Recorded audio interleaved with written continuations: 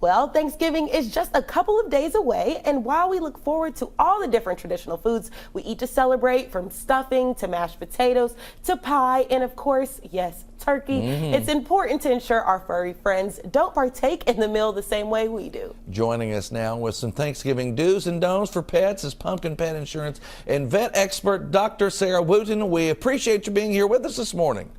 Good morning. Yeah, so we eat all the great foods, but what should pet owners watch out for during Thanksgiving?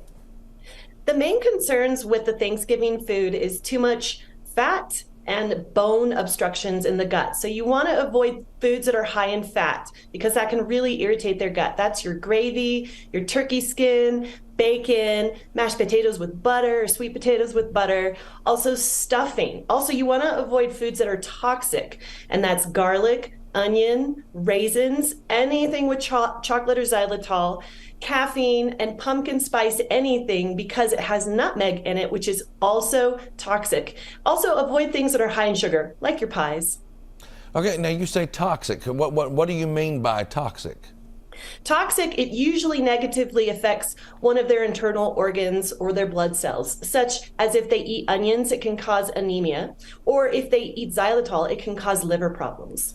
Oh, wow. So you touched a little bit on the don'ts, but what are the do's?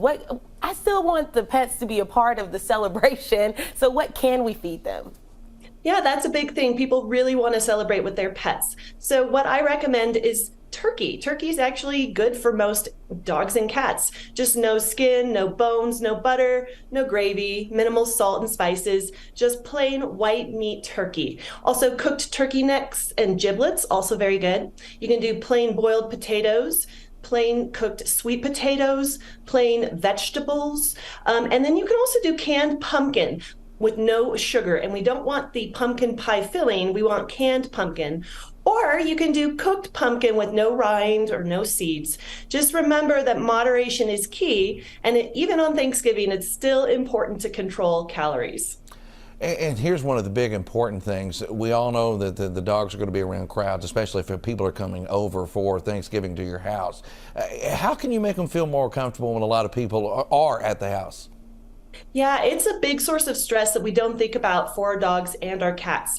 So, and it's also the place where things usually get dropped that the animal usually gets into, or they get stressed out and then they get into the garbage. So it's important to have a place in your home where they can, go into time out. And that's just a place that's warm, quiet, dry. Maybe give your dog a long-lasting chew. Maybe leave something in there that smells like you, like a smelly old t-shirt. And it's just a place where they can go and be by themselves, because even though we enjoy all the visitors, sometimes our animals don't.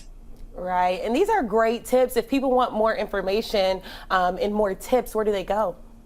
They go to our blog at pumpkin.care/blog. All right, thank you so much, Dr. Wooten, and use these tips, Jim. I will use those tips. Some of that I didn't know was toxic, right, so it's yeah, very it's interesting. great to know. Yeah, thank you.